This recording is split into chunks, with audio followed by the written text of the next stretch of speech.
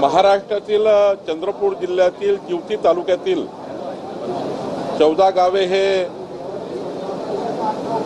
तेलंगणा आणि महाराष्ट्र बाउंड्रीवर आहे आणि ही 14 गावं महाराष्ट्राच्या जमाबंदी आयुक्ताच्या रेकॉर्डप्रमाणे ही सर्व गावं महाराष्ट्राची आहेत। त्यामुळं ही सर्व गावं महाराष्ट्रामध्ये या ठिकाणी त्यांचा महसुली रेकॉर्ड आणि यानंतर त्यांचा संपूर्ण जो काही व्यवहार आहे तो जरी त्या भागात आहे या भागात असला त्या राज्यात व्यवहार आहेत, त्या राज्यात काही शेती आहे या राज्यात काही शेती आहे। त्यामुळं गावाचं जे गावठाण आहे ते महाराष्ट्रामध्येच राहील याबद्दलची कारवाई आम्ही चालू केलेली आहे आणि याबद्दलचा पुरावा रेकॉर्ड आमच्याकडे आहे आणि त्याची नोंद आता महाराष्ट्र शासनाने घेतली आहे। नेमका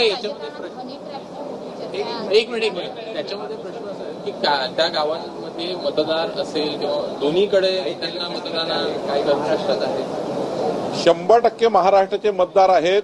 14 गावातले नागरिक आणि महाराष्ट्रातच मतदान करतील। ग्रामपंचायती, जिल्हा परिषद, पंचायत समित्या, स्थानिक स्वराज्य संस्था निवडणुकीमध्ये सुद्धा त्या ग्रामपंचायतचा त्या ठिकाणी ज्या आहेत त्या महाराष्ट्राचाच भाग राहणार आहे। त्यामुळे यामध्ये काही कन्फ्युजन नाही।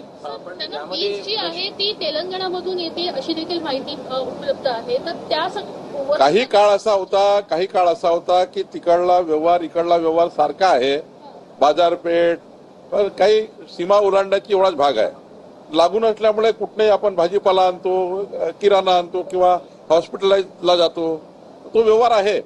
पण जर स्टेटस काय, घरं कुठले आहेत, गावठाण कुठलेला आहे, ग्रामपंचायती कुठल्या आहे, महसुली रेकॉर्ड कुठे आहे, तर महाराष्ट्रामध्ये आहे।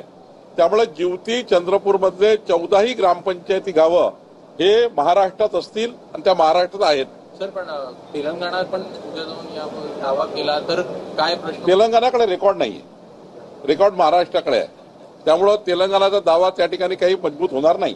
पण समाविष्ट झाले असं म्हणायचं की समाविष्ट करण्याची प्रक्रिया जवळपास झाली आहे। लवकरच त्याचा आम्ही अंतिम निर्णय करू।